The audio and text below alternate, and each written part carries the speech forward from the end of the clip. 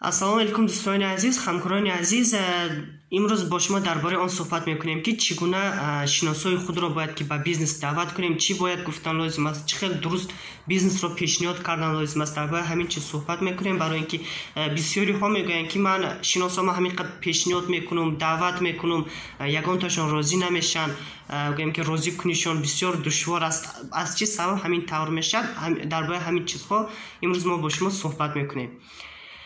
пеш аз ҳама гуфтаниам ки мана вақт ҳангоме ки шумо пешниҳод мекунед, шумо якум дараҷа дар бораи фаберлик мегӯед, яъне ки сразу мегӯед ки масалан ин сабаби якум аст, барои чӣ гӯем ки шиносои шумо рад мекунанд пешниҳоди шумо. Дар бораи фаберлик мегӯед ки бё худат регистратсия шав, ту ба арзон мебиёд, ту скидка мегирӣ, ту туҳфа мегирӣ, ту бизнес карда метавонӣ. Ва сразу одамо чӣ мегӯянд, не дар кор нема регистратсия намешавам. Ай чӣ сабаб? Он сабабе ки 90% одамо фикр мекунанд ки дар фаберлик фақат бор мефурӯшӣ, мисол ки фақат ҳамин бори компания мегирӣ, мефурӯшӣ, ай фурӯхта фоида мебинӣ. Ин чиз бисёриҳо метарсанд ки масалан ман гӯем ки пули худам ба мехарам, фурӯхта натавонам, баъд иқабора чӣ кор мекунам, мисол ки пулам месӯзад, ҳамин тавр фикр мекунанд. Барои ҳамин шумо пеш аз ҳама сразу дар бораи фаберлик набояд ки гӯед, шумо аввал дар бораи гӯем ки беҳтарин тарафҳои ширкат, беҳтарин тарафҳои бизнес ба одам маълумот диҳед, ана баъд дар бораи фаберлик гап занед. Яъне масалан чӣ хел мегӯед? Мана масалан шумо гӯем ки ба шиноси худ занг мезанед, мисол ки мегӯед занг мезанед ё ки набошам дар ягон ҷо во мехӯред, фарқ надорад. ва гӯем ки пешниҳод мекунед, масалан мегӯед ки ассалому алейкум сози тинҷи кору борот соза, ман дар як масъала ба ту занг зада истодам. ҳозир ман бо як российский ширкат ҳамкорӣ карда истодам, бизнес бурда истодам ки компания уже 25 сол мешавад ки дар зиёда аз 46 давлат вуҷуд дорад. Яъне сразу ман фаберлик намегӯям аҳамият, яъне аввал дар бораи беҳтарин тарафҳои ширкат, беҳтарин тарафҳои бизнес гап мезанам, яъне ки обрӯи ширкатро баланд мекунам, будагии чизҳоя гап мезанам ва баъдан дар бораи ширкат гап мезанам. Масалан мегӯем ки ҳозир ман бо як российский ширкат ҳамкорӣ карда истодам ки аллакай зиёда аз 25 сол мешавад ки дар зиёда аз 46 давлат вуҷуд дорад. Дар Тоҷикистон 12 сол мешавад ки қонунӣ кор карда истодаи ширкат, зиёда аз 10,000 намуди маҳсулот дорад. Инам обязательно гуфтан лозим. зиёда аз 10,000 намуди маҳсулот дорад. Мисол гӯем ки мисол направление гигиена, гӯем ки шампуно, собуно, дезодоранто, зубной пасто, зубной щаткаҳо, гӯем ки парфюмерия мардакона, занакона, духиё, косметика ҳам ҳаст. Барои хона мисол ки барои шӯии хона бисёр чизҳои лозима, фери, гӯем ки барои тоза кардани оинаю дигар чизҳо, чанг ва ғайра. Барои табобат, мисол ки табобати гӯем ки кӯдако, мардако, занако, пиронсоло фарқ надорад, барои қанд, асаб, дил, рахити кӯдако ва ғайра. Ҳамин камтар дар бораи маҳсулот мегӯем, нархош бисёр дастрас, сифаташ нағзай, он чизе ки худатон истифода бурдагиед, дар бораи ҳамин чизам камтар гап занед. Мана масалан гӯем ки ҳамин маҳсулоташ истифода бурдам, ман уже бисёр маҳсулоточ хуб будааст. Хоб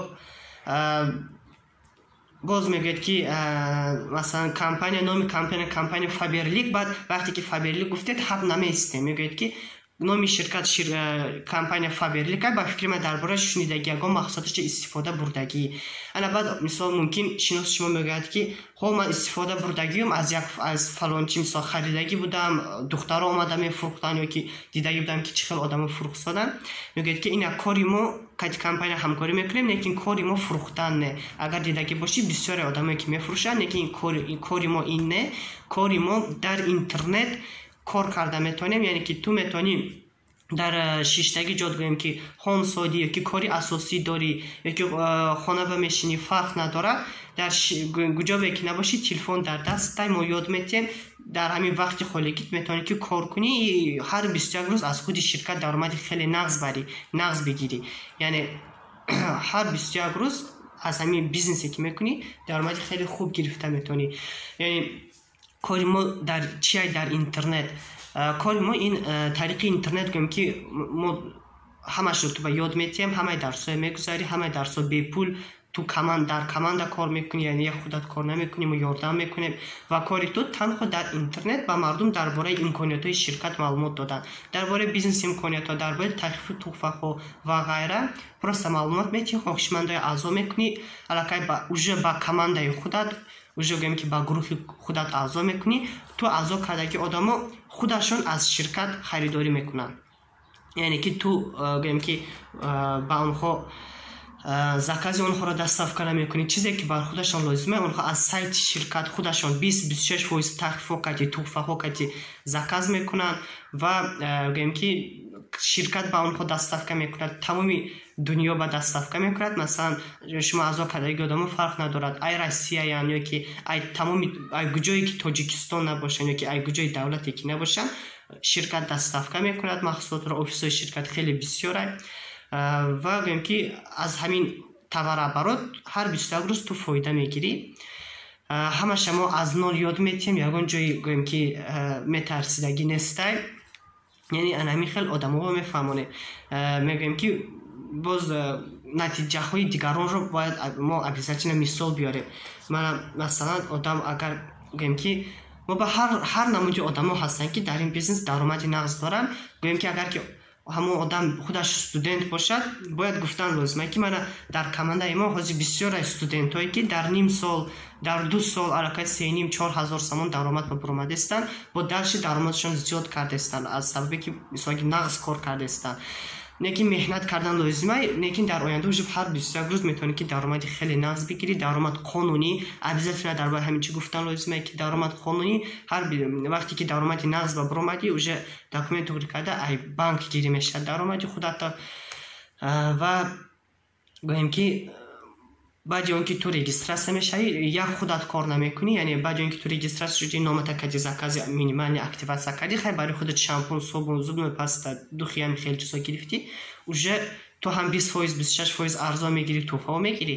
Бо то ки корро ёд гирифта истодаӣ, то ки дарсҳои гузашта истодаӣ, мо баъди ту омадаги одамои аллакай айтаги ту регистрация мекунем, шуд бо ту ба тезтар фоида шавад, тезтар результат шавад. Ҳамин хел мо кор мекунем. Ҳозир ба ман ҳамин 5 дона гӯем ки одами кор мекардагӣ лозим аст ки ман катиҳаваи якҷоя аллакай кора бизнеса сар мекунам. Барои ҳамин ба ту пешниҳод карда истодам. Ҳамин хел мегӯем ва аллакай гӯем ки бисёр бо агар ки баъди ин бисёриҳо мегӯям ки хоб майнаш ман розӣ, ман регистрация мешам, аллакай WhatsApp даниёи лозимашонро мепартоен, аъзо мекунед.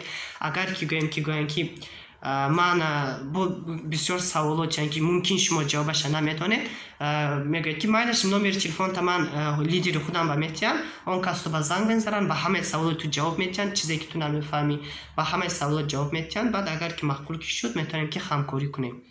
ҳамин хел мегӯед ва аллакай метавонед ки шиносои худатонро ба ин бизнес даъват кунед. ба ҳаматон товарооборотҳои баландтаринро, статусҳои баландтаринро орзумандам. Ба ҳаматон баракати кор, саломат бошед.